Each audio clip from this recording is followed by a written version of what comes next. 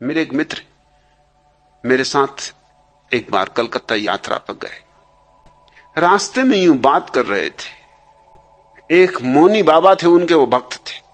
मैंने उनसे पूछा कि मौनी बाबा, मैं तुम्हें क्या खास बात दिखाई पड़ती? अरे उनका खास बात, आज 20 साल से मौन। मैंने कहा इसमें तो कुछ खास बात नहीं। मौन होने से क्या होना है? मौन होने से उनकी प्रतिभा में क्या निखार आ गया है?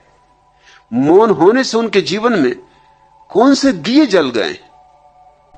अगर वो बुद्धू थे 20 साल पहले, तो मौन होने से और बुद्धू हो गए होंगे। उन्होंने कहा आप भी कैसी बात करते? अगर वो बुद्धू होते तो इतने लोग उनको कैसे पूछते? कोई मैं अकेले ही पूछता हूं, कितने लोग पूछते। अब मैंने कहा ये दूसरी बात तुम उठा रहे हो। उन दूसरों से मैं पूछूंगा तो वो कहेंगे कि कितने लोग पूछते, उसमें तुम्हारी गिनती करेंगे। तो तुम दूसरों को देख के पूछ रहे हो। मैंने कहा तुम एक काम करो, मेरे साथ तुम कलकत्ता चल ही रहे हो, तुम 3 दिन मौन रह जाओ और मैं देखो तुम्हारी पूजा करवा दूंगा। उन्होंने कहा आप क्या कहते, मेरी कौन पूजा करेगा? मुझ में कुछ है ही नहीं। मैंने कहा तुम चुप तो रहो, 3 दिन चुप रहना। और पूरा भी नहीं कहता। रात जब सब चले जाएं दरवाजा बंद करके, तुम्हें जो भी मुझसे कहना हो कह लेना, क्योंकि दिन भर रुके रहोगे, घबरा जाओगे। दुकानदार आदमी हो, 24 घंटे बात करते हो, तो रात एकांत में तुम मुझसे बोलने की स्वतंत्रता रखना। मगर दिन में लाख कुछ हो जाए, अपने को बिल्कुल बांध ही रखना, बोलने ही मत। कुछ अगर बोलने होगा तुम्हारे लिए तो मैं बोल दूंगा कि जैसी आपकी मर्जी। उनको बात जची करके देख लेने जैसी। कलकत्ते में ठहरता था सोहनलाल दुगड़ के घर पर। वो कलकत्ता के एक बड़े करोड़पति थे। जब मैं उनके घर पहुंचा, वो मुझे लेने आए तो उन्होंने पूछा कि आपके साथ कौन है? मैंने कहा ये मौनी बाबा। मौनी बाबा, इनकी क्या खूबी? मैंने कहा ये 30 साल से मौन। वो एकदम उनके पैरों पर गिरे। वो बेचारे सज्जन जो दुकानदारी करते थे, कपड़ा बेचते थे, और कपड़ा भी कुछ खास नहीं, कटफीस की छोटी सी दुकान थी। सोहनलाल दुगड़ जैसा करोड़पति उनके पैरों पर गिरे। सख्शाए भी। मैंने उनको इशारा किया कि सख्शाना मत। अब जब मौनी बाबा बन गए तो अब डरना मत, अभी तो बहुत कुछ होगा, ये तो शुरुआत। जब सोहनलाल दुगड़ तुम्हारे पैर में गिरेंगे तो अभी तुम कलकत्ते के सब मारवाड़ियों को गिरते देखोगे, तुम घबराते क्या? तुम रुको जरा। वो तो इतने घबरा गए कि वो मुझे हाथ से धक्का मारेंगे, भैया बात ठीक नहीं। घर पहुंचे, सोहनलाल ने जल्दी से अपनी पत्नी को बुलाया कि मौनी बाबा। मोहल्ले के लोग इकट्ठे हो गए कि मौनी बाबा है, 30 साल से मौन। और मौनी बाबा पर जो गुजर रही वो मैं जानू कि वो रात का वक्त देख रहा है कि कब रात आए कि अपने दिल की मुझसे कहें। जैसे ही रात आई, दरवाजा जल्दी से बंद करके मेरे पैरों पर गिर पड़े और कहा कि मुझे माफ करो, मुझे ये काम करना ही नहीं, मुझे जाने दो, मैं तो अभी भागे जाता हूं, रात को चुपचाप निकल जाऊंगा। ये क्या झंझट मेरे पीछे लगा था? इतने इतने बड़े लोग जिनके घर मुझे अगर मिलने भी जाना होता तो कोई मिलने नहीं देता, चपरासी भीतर नहीं घुसने देता, और मेरे पैर पर गिरते तो मुझको बड़ा संकोच लगता है। और स्त्रियां, उनकी सुंदर से सुंदर स्त्रियां मेरे पैर छू रही। ये क्या करवा रहे हो आप? उनका मैं कुछ नहीं करवा रहा हूं, ये मैं तुमको बता रहा हूं कि कैसी कैसी बेवकूफियां इस देश में। तुम भी उन्हीं बेवकूफों में हो जिसकी तुम 20 साल से पूजा कर रहे हो, और तुम तो अभी सिर्फ 5-6 घंटे ही मौन रहे हो। ये चमत्कार, अभी तुम 3 दिन रुको तो अभी तुम देखना इलाज शुरू हो जाएंगे, बीमारियां ठीक होने लगेंगी। अरे उनका आप क्या कह रहे हैं? मुझ में कोई चमत्कार नहीं, कोई शक्ति नहीं। तुम, मैंने कहा फिक्र ही मत करो, सब आ जाएगा। मौन भर रहो और दिन भर रहो मौन, मगर दिन में बोलना मत, और मुझको धक्के वगैरह मत मानना, क्योंकि लोगों को शक पैदा हो जाएगा कि बात क्या है। तुम तो अपने आंखें बंद कर लिया, अगर बिल्कुल सहने के बाहर हो जाए, आंख बंद कर लिया, अपने भीतर ही भीतर नमोकार मंत्र पढ़ने लगे कि होने दो जो हो रहा। 3 दिन में तुमकी डुंडी पिट गई, अखबारों में फोटो आ गए। रात को मुझे फोटो दिखाएं कि क्या करवा रहे हो। अगर मेरे घर पता चल गया अगर मेरी पत्नी बच्चों को पता चल गया, तुम तो मेरा घर लौटना तंग बंद कर दोगे। ये अखबार अगर वहां पहुंच गए तो मेरी मुसीबत हो जाएगी। और फिर मेरी दुकान की भी तो सोचो। और इधर मैं कट फीस खरीदने आया हूं, तुम नाहक रास्ते में मिल गए। अब मैं कट फीस कहां खरीदूंगा? ये कलकत्ते का बाजार तो खत्म, क्योंकि जिनके यहां से मैं कट फीस खरीदता था वो लोग भी मेरे पैर छू रहे हैं। और कई तो मुझे गौर से देखते भी हैं, ये शकल कुछ पहचानी मालूम होती। एक दो आदमियों ने प्रश्न भी किया कि 30 साल से मौन है, इस शकल कुछ पहचानी मालूम होती। मैंने कहा देखा होगा किसी पिछले जन्म में। अरे जन्म जन्म का नाता है। उन्होंने कहा ये बात ठीक। ये कोई साधारण साधक है जो जन्मों से साधना कर रहे हैं? कई बार तुम मिले होगे पिछले जन्मों में, इसलिए शक्ल पहचानी लगती। कहा लगती तो पहचानी सी शक्ल, मतलब कहीं देखा है। और ऐसा भी नहीं लगता कि पिछले जन्म में देखा, इसी जन्म में देखा है। मैंने कहा ये बड़े पहुंचे हुए पुरुष हैं, एक ही साथ कई नगरों में एक साथ प्रकट हो जाते। वो मुझे हुद्दे मारे कि मत ऐसी बातें कहो, मेरी कमीज खींचे, मत कहो भैया ऐसी बातें मत कहो, ये बिल्कुल झूठ बातें हैं। मगर लोग मान रहे हैं। मिठाइयां आने लगी, फल आने लगे, और रात मुझको कहें कि क्या करवा रहे हो, इतनी मिठाइयां फल में कहां ले जाऊंगा? तुम ले जाना, घर बाल बच्चों को मोहल्ले में बंटवा देना। स्टेशन पर जब उनको लोग छोड़ने आए कट फीस, तो वो खरीद ही नहीं पाए, क्योंकि अब कहां कट फीस खरीदे? कोई देख ले कट फीस खरीदता कि मौनी बाबा कट फीस खरीद रहे हैं। रास्ते भर मुझ पर नाराज रहे कि और सब तो ठीक, मगर कलकत्ते का बाजार खराब करवा दिया। अब मैं कलकत्ता कभी न जा सकूंगा। मैंने उसका तुम घबराओ मत, तुम एक काम करो, दाढ़ी बढ़ा लो, अगली बार जब कलकत्ता जाओ दाढ़ी मूछ बढ़ा के चले जाना। हाँ, उनका ये बात जस्ती। मैंने कहा फिर वो लोग कहेंगे कि देखा है कहीं, तो कहना देखना वगैरह तो चलता रहता है, कई लोगों की शक्लें एक जैसी होती हैं, और ना हो तो मैं साथ आ जाऊं। उन्होंने कहा नहीं, आपके तो साथ आने की कोई जरूरत ही नहीं, आपके साथ तो मैं कभी कहीं जाऊंगा नहीं।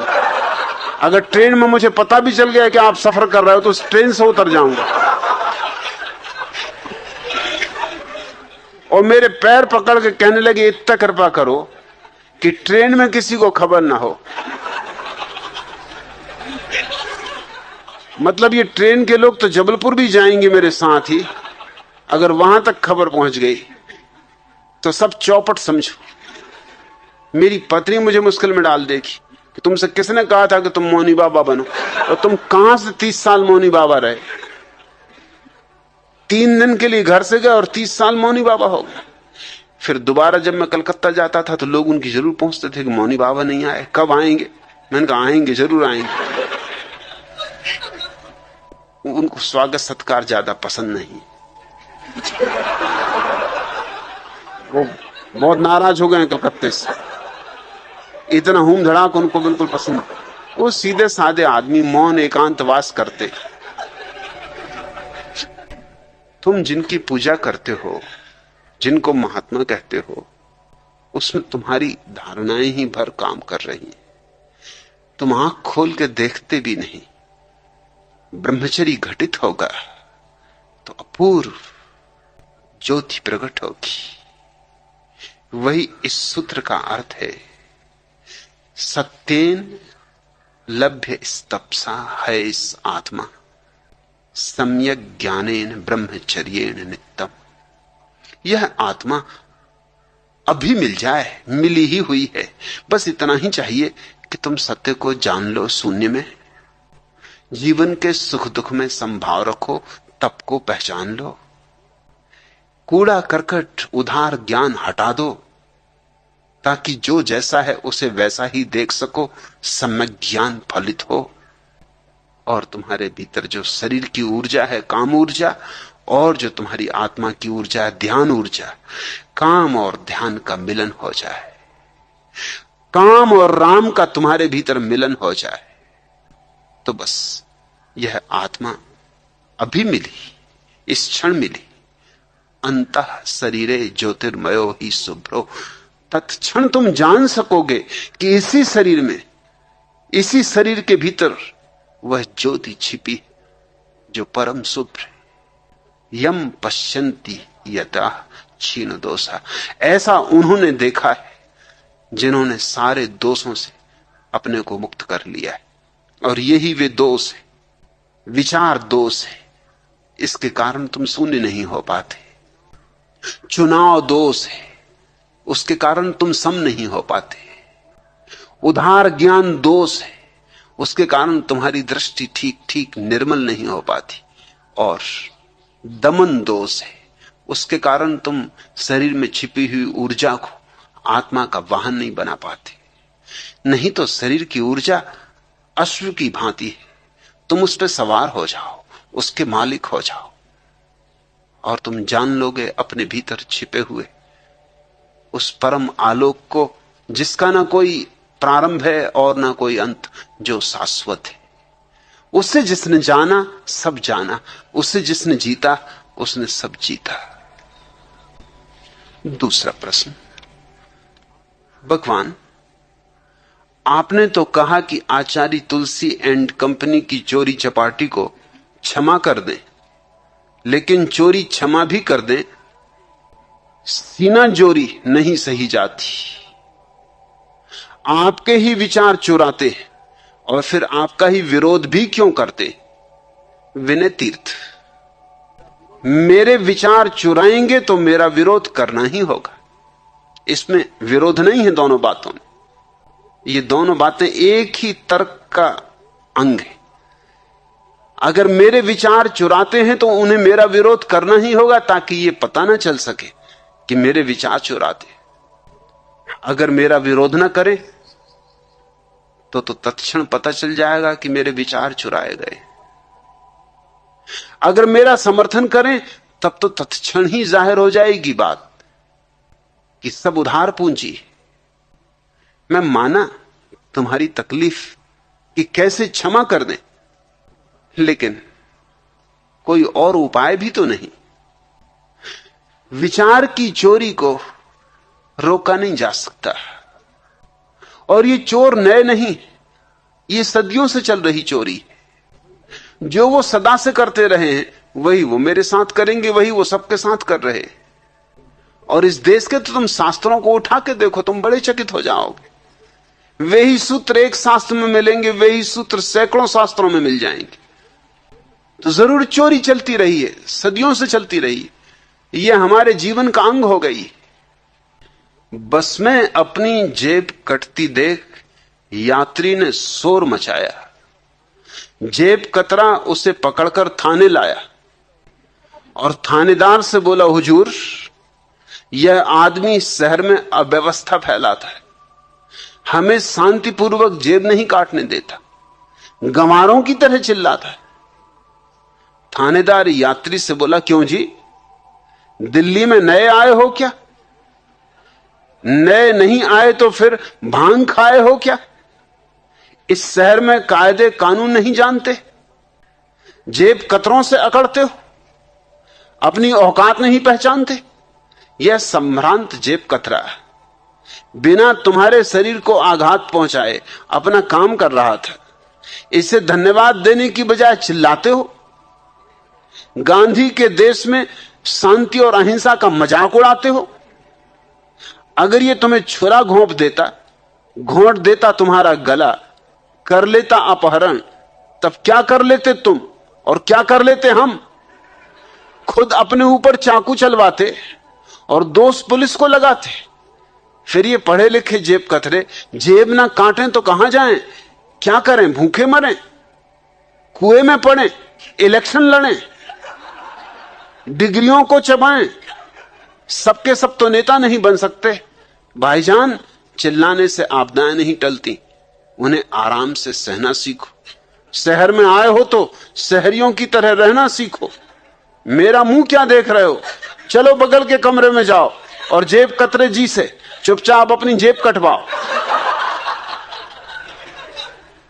करो भी क्या विनय तीर्थ, चुपचाप जेब कटवाओ। और ये उल्लू तो हर जगह मिलेंगे, हर साख पे उल्लू बैठे। इनसे बचा भी तो नहीं जा सकता, कोई उपाय नहीं। इनकी जय जयकार करो, तेरी जय हो उल्लू भैया, तेरी जय हो। तुम ही हो अपने पूज्य पिताजी, तुम ही हो मेरी मैया, तेरी जय हो उल्लू भैया। तुम निर्धन के हो दुश्मन, पूंजीपतियों के चाचा, जिसने भी आंख दिखाई झट उसको पड़ा तमाचा। सब तेरे आगे पीछे करते हैं ताता थैया। जय हो उल्लू भैया, तेरी जय हो उल्लू भैया। जितने भी चोर जुआरी सब तुम पर हैं बलिहारी। कभी कभी तो मुझको तुम लगते हो सरकारी।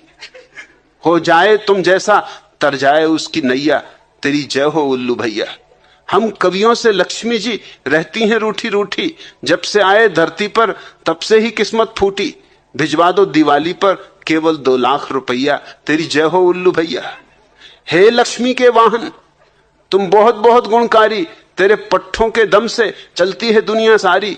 हर सांख पे बैठे बैठे तुम उड़ा रहे कनखैया, तेरी जय हो उल्लू भैया। और करो भी क्या विनय तीर्थ, इसलिए मैंने कहा क्षमा करो।